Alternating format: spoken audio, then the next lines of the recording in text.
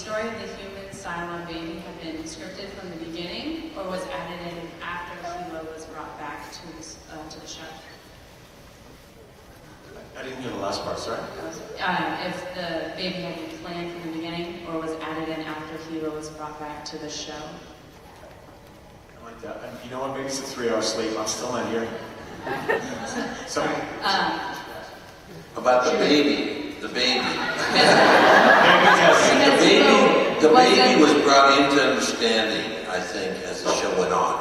I think all the babies were. Okay, as we went on, I think that Ron had an idea, a very strong one. He knew where he wanted to go. He didn't know what the road was going to be like to get there.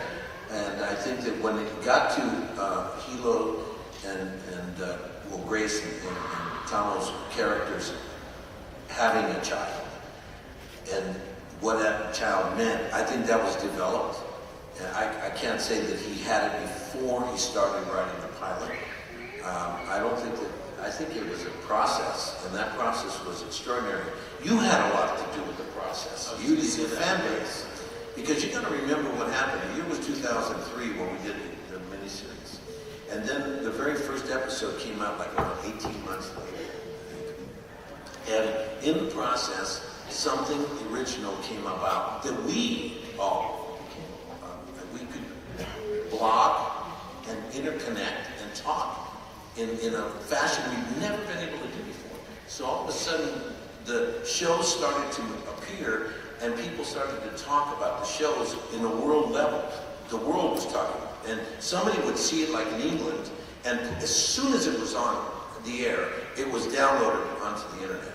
And people all over the world knew how to get to it. Especially if you're a fan. Boom! You were locked in and you were seeing it before anybody in your country was seeing it, because you knew how to get in there. And then you guys started to talk to each other, and then we started to blog with the writers. And the writers wrote great things. We elevated it on production to a higher level. Then from the production, we handed it over to post-production, and they went through the roof. With the music, and there was a success. I listen to his music every single day. I have not missed one day that I don't listen to Bear's music, and I listen to. I'm always with us. I'm probably the one who misses the most of all of us. I can't tell you how much it hurts not to be going on with it. I feel like I'm still part of it. That happened to me. Like I experienced that. And I've done this work for 40 some years. You know, I've done a lot of. I didn't feel this way in Miami Vice. Not at all. I knew that my life was just beginning when I did. But here, I felt like it's like losing a child. You know, it's like losing part of your life. You lost something that's just painful. And to this day, 3 years later, when we see each other, we weep, we cry. We don't want to really say it, but you know, I really miss you, you know. But it's really something different, and it's a really bond that's extraordinary. So what happened is when the post-production gets it and elevates it even higher, and then pushes it out to you, you guys took it and you invested time, and then you went in with your imaginations into worlds that we had no idea how you got there. Give yourself a round of applause. Really, big time.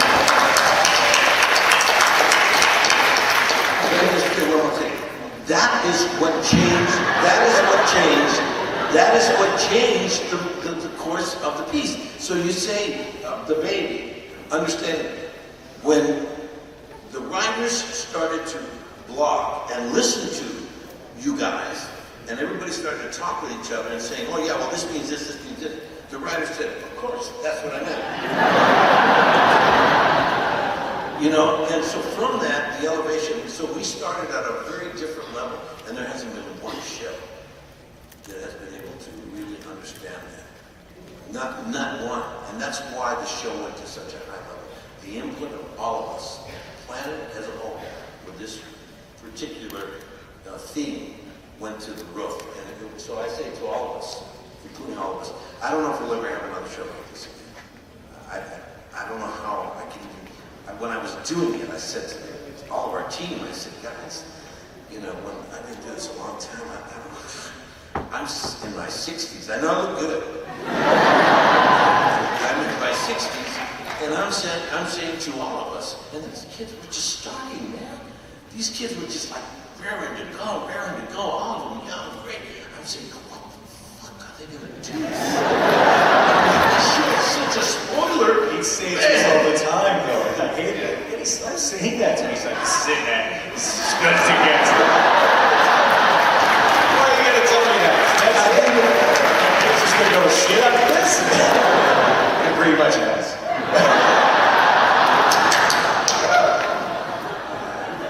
You know what? I just want to speak on that point. One of the biggest lessons I learned in the first couple of years was, even first season, is when I had some of the writers approach me. It's just speaking on what Eddie was saying, and just saying, you know, we wrote the scene, you know, at like one level, and then we saw what happened between you and Grace, and you guys just gave us a whole different thing. Like, what was really going on there? And I said, well, you know, Grace and I recognize that it's, at this point, this is kind of the C storyline, but we gave it some serious backstory, and we deepened our choices. We made, you know, we decided things that had happened. We brought in, we did that extra work that, you know, like Eddie said, we were so hungry and excited, especially me, because you know, the first season I wasn't getting a ton of stuff, so Grace would jump on it with me. We were in the same acting school.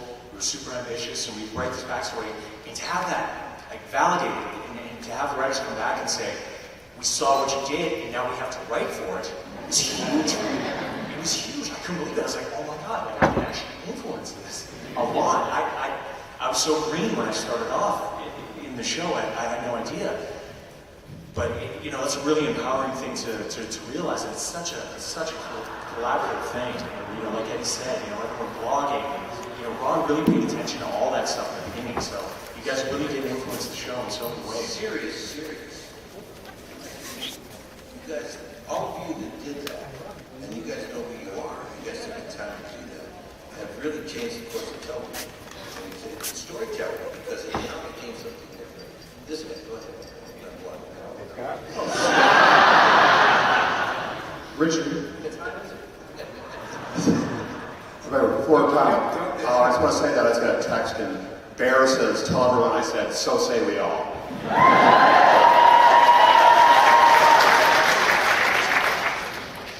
A few years ago, we were talking, and I called Tom Sarah a villain, and you gave me an earful. So, definitive choices.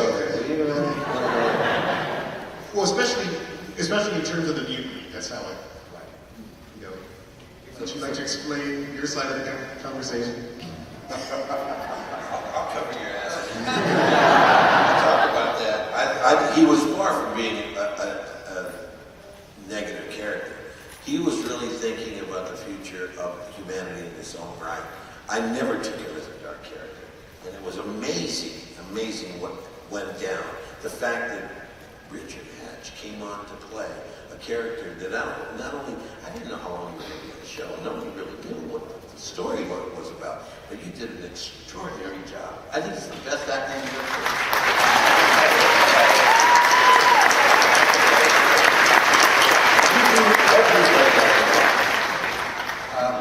The only thing I would say is that, I don't know about you, but I think about the world, I think about where we are and where we're going to be. How everybody seems to want to blame everybody, except looking at themselves and becoming more honest where we all are, what we've all co-created right now in terms of the economy. We're all responsible for where we are. And I think Battlestar was so great about it is that, you know, it kind of raised some really powerful political issues, and it didn't go into it, you know, in detail, but it certainly touched upon it. But it was a very powerful issue for me, which is how easy democracy can be lost if we don't make our leaders accountable, if we don't have a voice in our government, if we don't stand up and speak our truth.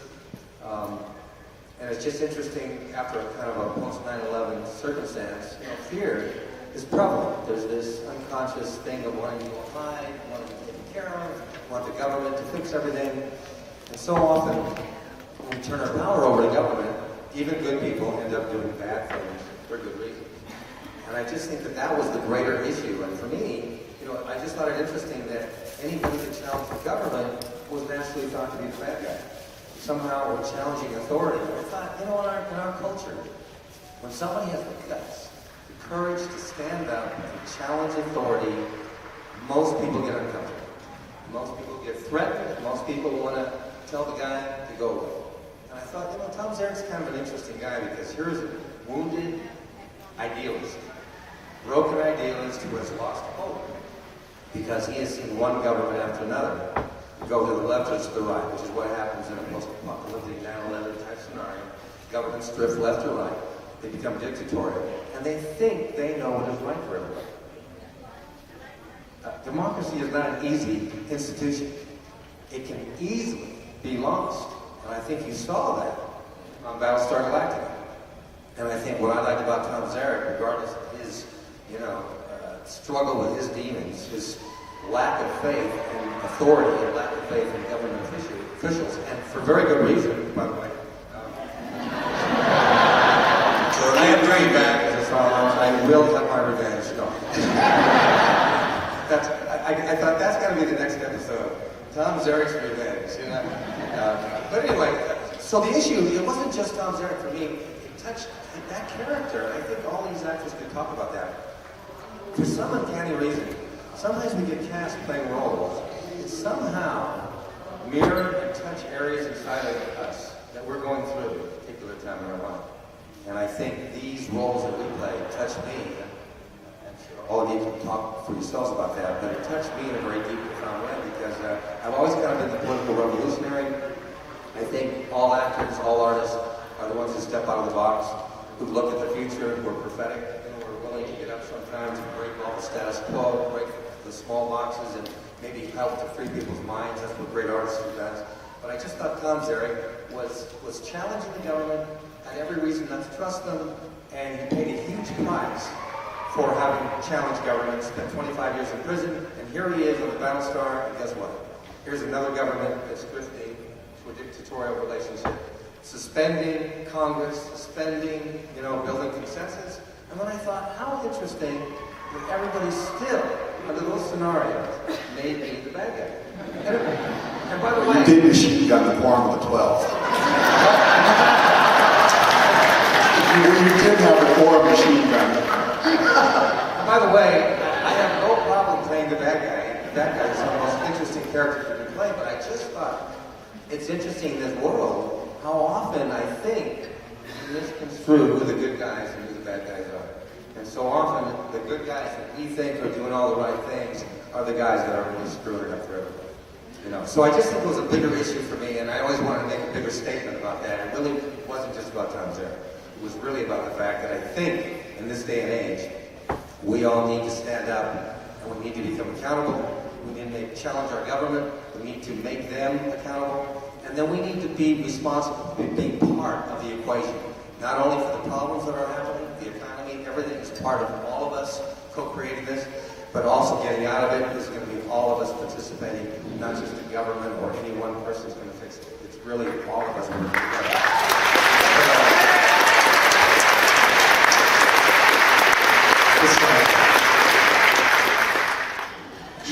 Great resume booster. I don't think it changed who I was. I think the changes were more personal. Just I think I said earlier, this was my first TV show, so just being part of a group and learning the craft. I think the only part that is really similar to number 6 is now I have an artificial back. It doesn't glow red, much to my husband's dismay. But no, I did have back surgery with 4 artificial discs, replacing 4 of my own discs, and that was my husband's question to the doctor. He said, "I'm glow red." And when he said no, he said,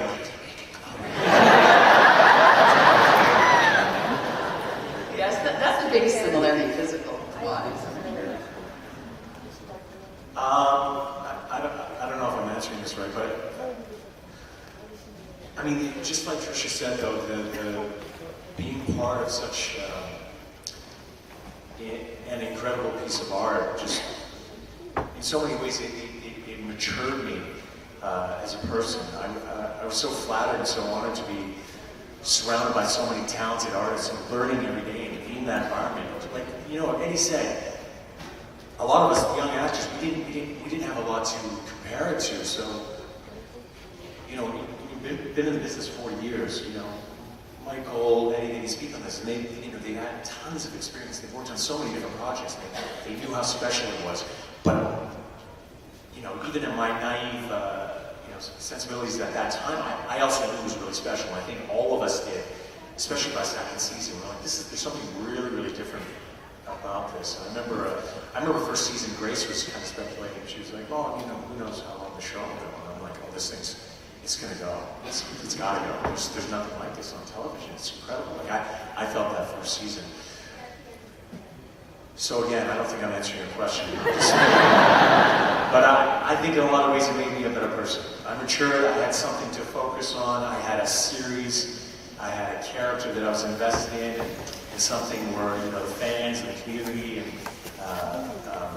you know, everyone was responding to it. Some of the accolades the show started, you know, garnering in the first couple of years, I mean, it made you feel really proud. And you know, I have to thank Eddie and Marion too. They made it their point to make everyone in the crew, from grips to, you know, the art department, everyone at every level who was involved in the show, feel like they were a part of it. They should be just as proud of the show. And you know, you felt that when you were on set, like from top to bottom, everyone involved was invested in the show. And yeah, so in some ways, I think, you know, it influenced me as a young man, and you know, in some ways made me a better person. I lived this experience, and I tell you, I miss it immensely. And I think that everybody changed. Everybody in front of camera and behind camera, and people who saw the show changed. They had to think a little bit about outside of themselves for a minute, about, you know, the right to choose, the right to life, you know, the right of terrorist bombers, you know, suicide bombings, the whole religious concepts that were thrown at you that you had to deal with, you know, and a lot of you stayed and said, yeah, well, it reaffirms my belief, or it changes my belief. But you all had to go to another level of understanding of yourself.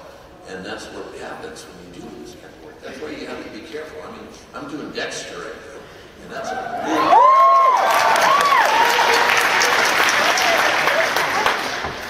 It's a very dark show, guys. I mean, think about what that show is. It's about a serial killer who kills serial killers. So all we're doing, the full show, is killing. The whole show. That's it.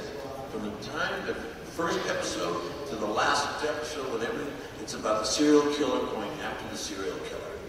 And so that these guys are killing like crazy, and this guy's going to get them, and he kills them like crazy. So and he's chasing them, and what are they doing? Killing, and he kills them. That's it. I'm not giving you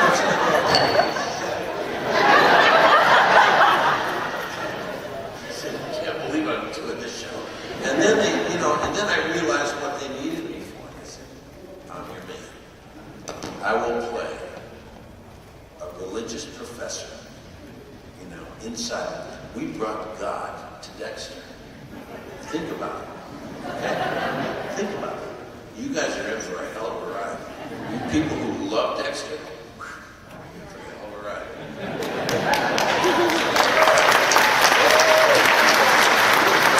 I don't know how Michael C. Hall does it. I don't know how he does it. I don't know how the writers can write for 5 and 6 years about this. I mean, I'd say 1 year, okay, thank you very much. I wrote enough. I can't do it. I'm off to do comedy. You know, how do you write for 6 years and go there? What do? Wake up in the morning and go, oh yeah, today we're going to have him just, you know, mutilate the little baby. And then we'll drink the blood. And then Dexter will find him. And chop him up in little pieces and throw him in the ocean. I'm like, shit. I watched every single episode. You know how you do that? You know, you prepare, right? And when I was preparing it, this is serious. These guys are serious. And people love it. So it says a lot about us. just like this.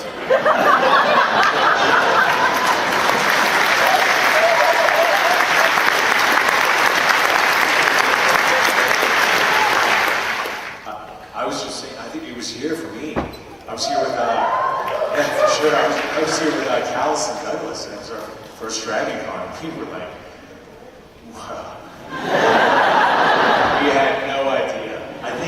I think maybe Callis and Douglas had done, a tiny little show in London where there's, 150 people drinking pints together or something. And it's very cozy, and it's very family-like. I'm in Slough by the airport.